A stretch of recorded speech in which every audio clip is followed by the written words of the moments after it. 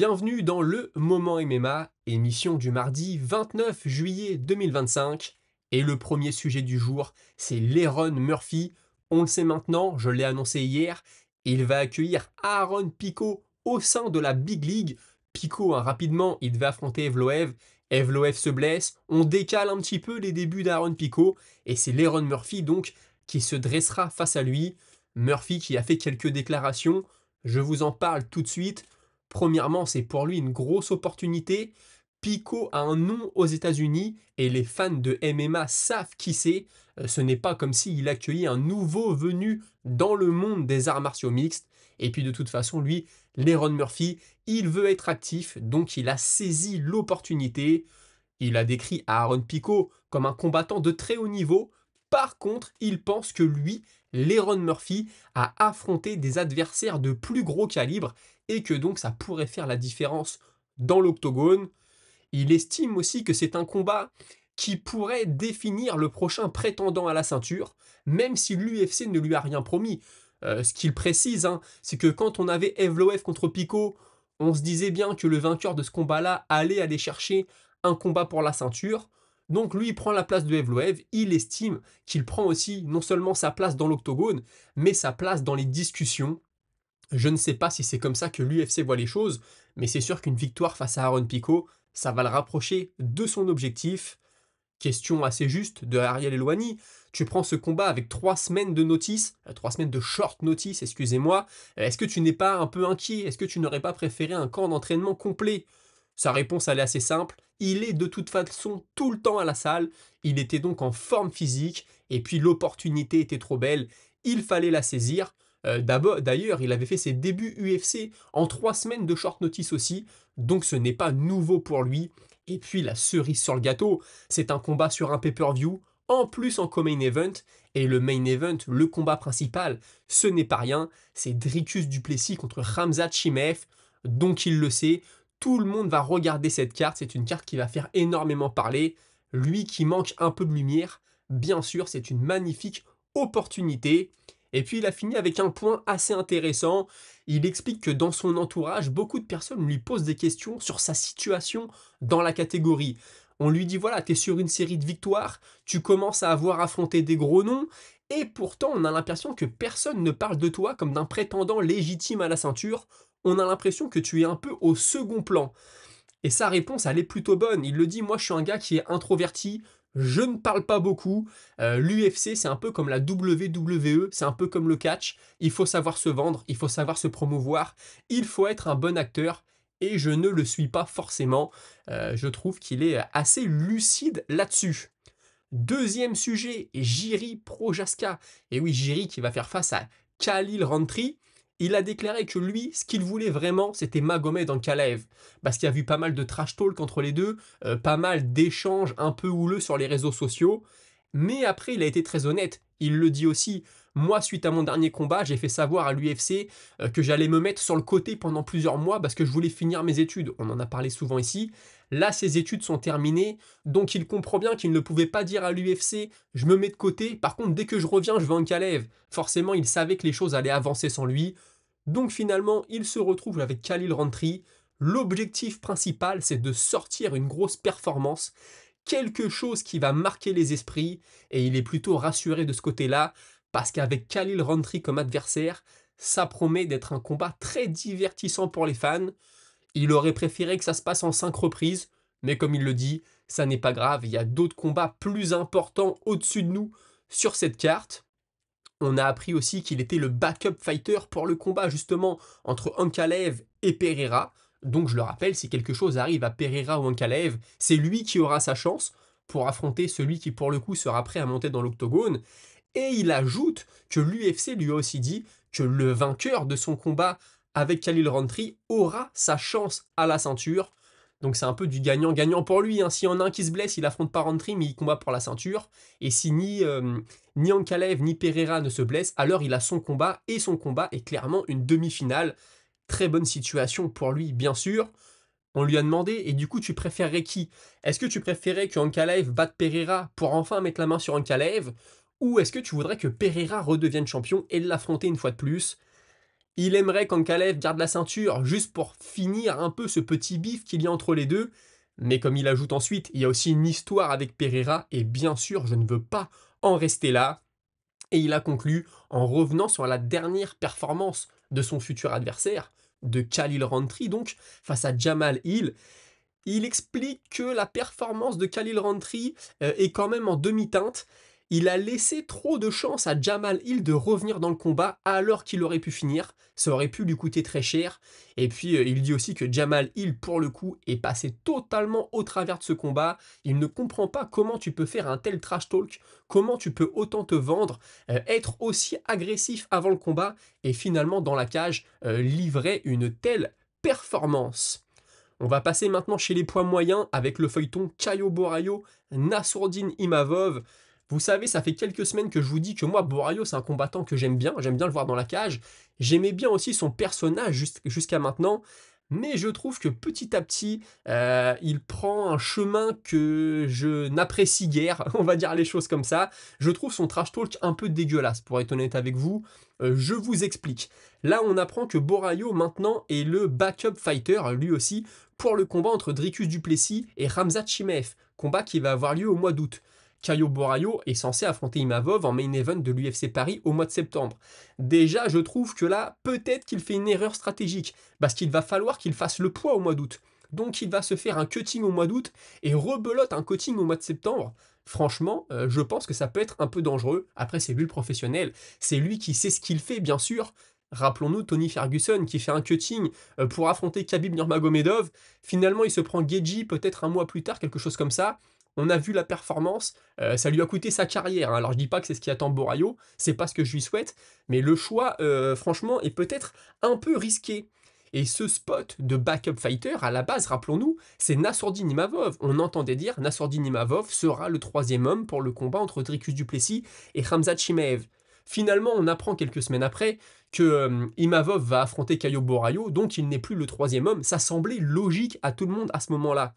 Et le manager de Imavov, d'ailleurs, est revenu là-dessus en expliquant que eux ils avaient des insides comme on dit, ils entendent des bruits de couloir et ils savaient que de toute façon Khamzat Chimaev allait faire le poids, que Khamzat Chimaev allait être en forme, qu'il serait là le jour J et que donc en réalité Imavov était mieux à refaire un combat, lui qui voulait être actif, un combat qui est sûr face à Caio Borraio, plutôt qu'être seulement le troisième homme, de faire un camp d'entraînement peut-être pour rien, de faire le poids peut-être pour rien. Bon, il touche de l'argent bien sûr, mais vous voyez ce que je veux dire, il ne combat pas. Donc ils ont décidé de ne pas être troisième homme pour ce combat-là, et plutôt de prendre le spot main event à l'UFC Paris. Je comprends ce qu'il veut dire, maintenant être sûr et certain que Chimaev va être là ce soir-là, peut-être qu'il a la boule de cristal, je sais pas, mais cette histoire-là, elle date du mois de mai ou du mois de juin. Comment au mois de mai ou au mois de juin tu peux savoir qu'un mec ne va pas se blesser pour un combat au mois d'août? Et on parle de Chimaev, Dricus du Plessis peut tomber dans les escaliers une semaine avant le combat, se casser la jambe. Tout est possible. J'ai un peu du mal à suivre ce raisonnement.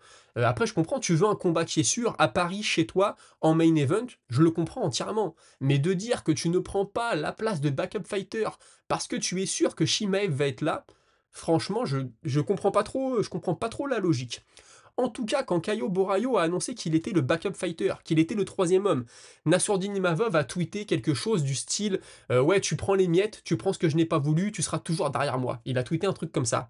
Caio Borraio lui a répondu: comment un gars peut dire qu'un combat pour le titre, ce sont des miettes? Est-ce que ça va bien, Imavov? Je te trouve un peu à côté de tes pompes. Est-ce que tu n'es pas simplement effrayé par le fait d'affronter Chimaev après que vous vous soyez entraînés ensemble? Et j'ai entendu dire qu'il t'avait totalement dominé au sol, quelque chose comme 10 soumissions en 5 minutes. Et puis ensuite, il tweet cette fois-ci en français, et là c'est le tweet que je trouve un peu dégueulasse, à la limite qu'il le chambre vis-à-vis de l'entraînement avec Chimaev, bon c'est de bonne guerre, c'est deux combattants, voilà.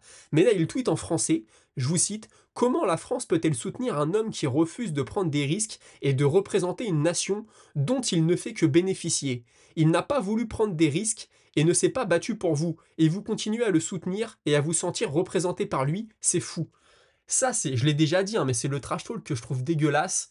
Borraio, c'est un Brésilien, il vit au Brésil.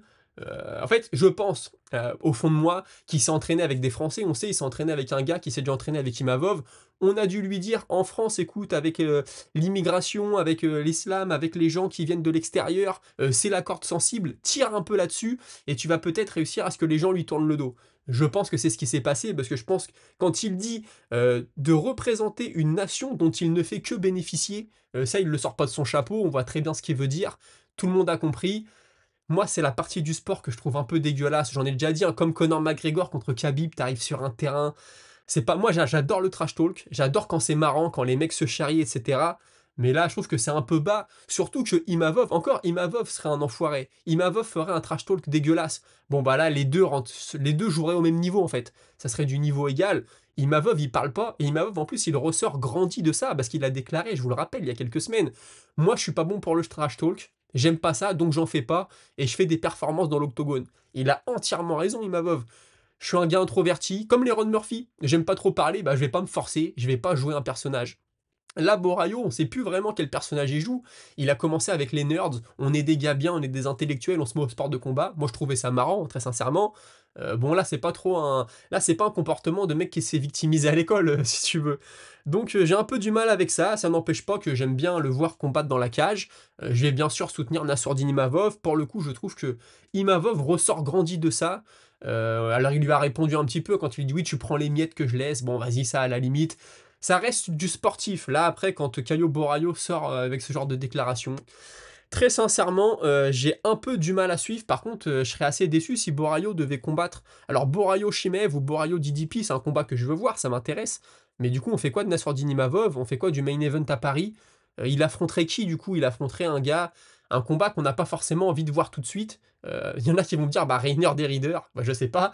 Mais moi, actuellement, ce que je veux voir, c'est soit Imavov contre Borayo, soit Imavov contre le champion, en fait, que ce soit Duplessis ou Shimev. J'avoue que je serais assez déçu. J'ai pas mes billets pour l'UFC Paris, mais si je les avais, je me dirais oh là là, avec quoi je vais me retrouver en main event, même si bien sûr, des fois tu peux avoir un combat qui sur le papier te donne pas envie et avoir une vraie guerre dans la cage. Bien entendu, j'en suis conscient. On va parler de l'événement qui nous attend ce week-end. Le dossier avance. Tatsuro Taira contre Yoon Sung Park. Et oui, Tatsuro Taira devait affronter Amir Albazi. Hier, rumeur, le combat serait annulé. Ça ne viendrait pas de Tatsuro Taira, mais plutôt de Albazi. En effet, Albazi est forfait et l'UFC donne sa chance à un jeune combattant, bon pas si jeune que ça, il a 29 ans, combattant coréen, Yoon Sung Park, 10-0 en carrière, d'affronter Tatsuro Taira, japonais, 16-1 en carrière. Bon, pour le marché asiatique, je pense que c'est un très bon coup. Je vais vous faire une vidéo sur Yoon Sung Park, un nouveau format. Je vais un peu décrypter ses combats, etc. J'ai regardé. Son nom ne m'avait pas tapé quand je l'ai vu. Quand j'ai vu sa photo, ça me disait rien. Je suis retourné voir ses combats. Oui, ça me parle. J'avais adoré le voir combattre. Il a un style vraiment très très bon. Je vous sors une vidéo, elle sera peut-être sortie quand vous regarderez celle-ci. Si c'est le cas, vous serez redirigé directement à la fin sur la vidéo. Ça va être un format court, entre 5 et 10 minutes. Mais voilà, je veux vous le présenter.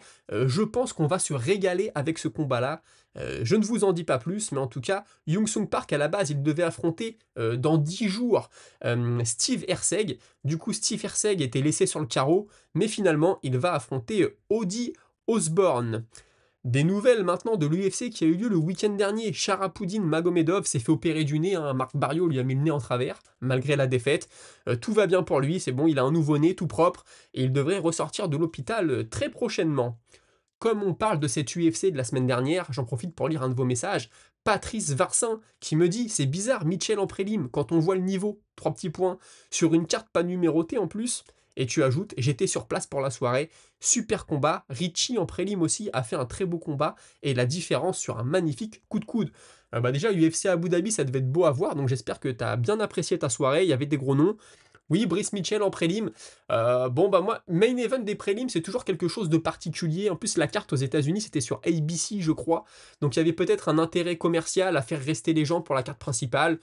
T'as des combattants qui disent, moi, je m'en fiche, je suis payé autant que je sois co-main event ou que je sois dans les prélims. Bon, le main event, en général, c'est différent. Donc, Bryce Mitchell, je pense qu'il a touché son argent comme prévu. C'est vrai que tu aurais pu le mettre à la place d'un Guskov contre Krylov. Maintenant, peut-être que l'organisation veut aussi un petit peu faire monter Guskov. C'est quelque chose que je comprends.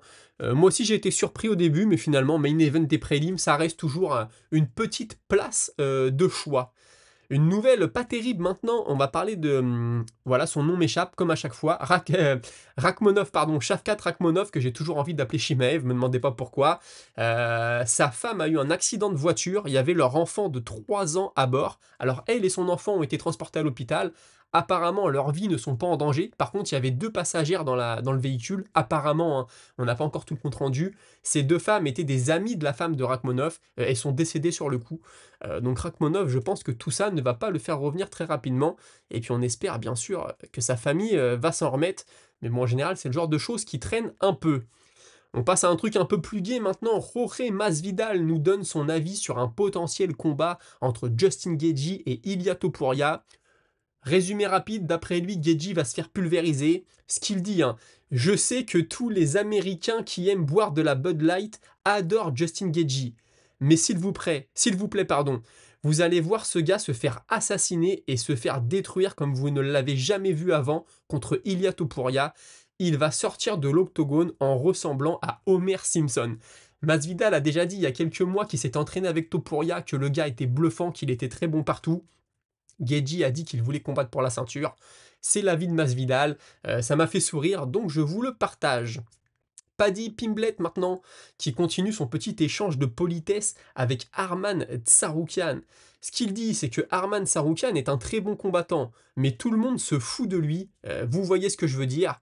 Euh, les gens le regardent et se disent « Ok, ce gars est bon, mais il s'est chié dessus devant Islam Makhachev. Tu parles beaucoup, tu parles de manière... tu es sûr de toi, mais finalement, tu ne back up pas. Tu n'es pas là le jour J. » Mais maintenant, tout le monde sait que si tu affrontes Justin Gaethje, c'est un tueur, tu vas avoir un banger, tu vas avoir un vrai combat. C'est une légende, Arman n'est pas une légende, donc moi j'aimerais combattre une autre légende en la personne de Justin Gaethje. Voilà, on va encore dire que Pimblett évite Arman Tsarukyan qui serait un combat plus difficile pour lui que Justin Gaethje. Oui, bah c'est vrai qu'il évite un peu Arman Tsarukyan sur ce coup-là. Il joue sur la corde de tout le monde se fout de Tsarukyan, il est chiant à regarder, il a loupé son dernier combat pour le titre, etc. Je ne sais pas ce que fera l'UFC avec Tsarukyan, mais j'ai l'impression que là, il est un peu bloqué.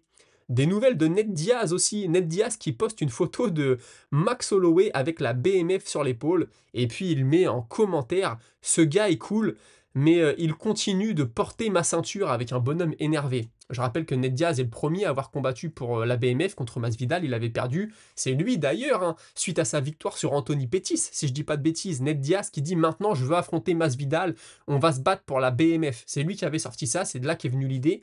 Et on avait, rappelez-vous, Dana White il y a quelques semaines qui disait j'aime bien Ned Diaz, c'est pas impossible qu'on le revoie affronter Conor McGregor pour la trilogie. On lui avait posé la question pour la carte à la Maison Blanche. Ned Diaz à l'UFC, je n'y croyais plus du tout.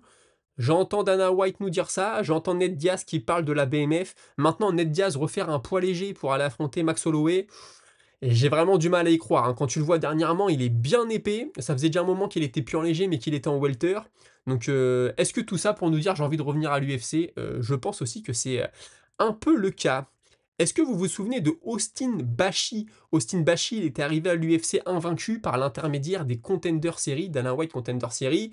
Voilà, les gens étaient assez enjoués, c'est un gars invaincu, il est bon, attention. Finalement, il fait ses débuts à l'UFC le 11 janvier de cette année. Il prend une défaite par décision, il a donc un palmarès de 13-1 en carrière. Et là, on s'était tous dit, bon, bah, qu'est-ce que ça va donner quand tu perds, quand tout le monde t'attend beaucoup, que tu es jeune, que tu te sens peut-être invincible et que tu perds, ça peut être le début de la fin.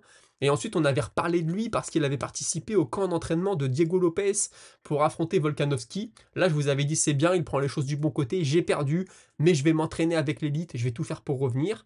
Et alors là, je comprends pas trop. J'ai été voir la carte du week-end. Il n'apparaît pas sur la carte, mais il semblerait qu'il était censé en faire partie.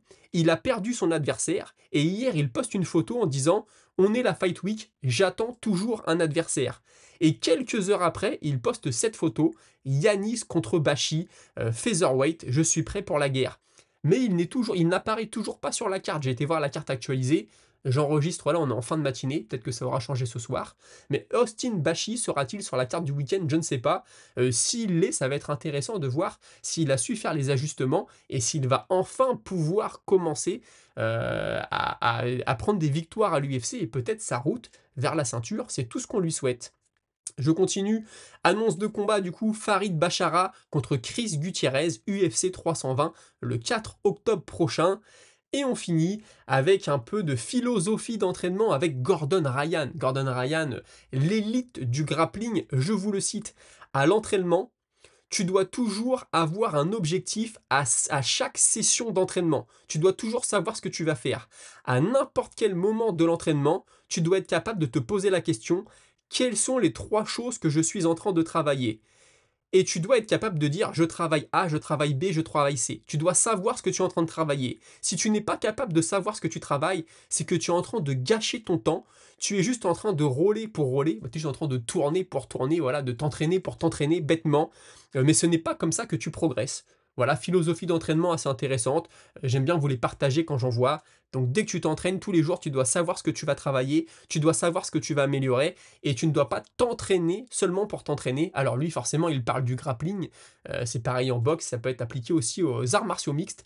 Dites-moi ce que vous en pensez, n'hésitez pas à liker la vidéo aussi, et à me rejoindre gratuitement sur tous mes autres réseaux, notamment sur Patreon. Et moi, je vous dis à très bientôt. J'espère que vous aurez apprécié l'émission. Ensuite, il va y avoir la spéciale sur Yung Sung Park. N'hésitez pas à aller voir, format différent. J'espère que ça vous plaira. Et on se retrouve très prochainement pour une nouvelle vidéo dédiée à l'actualité des arts martiaux mixtes. D'ici là, portez-vous tous très bien. Salut.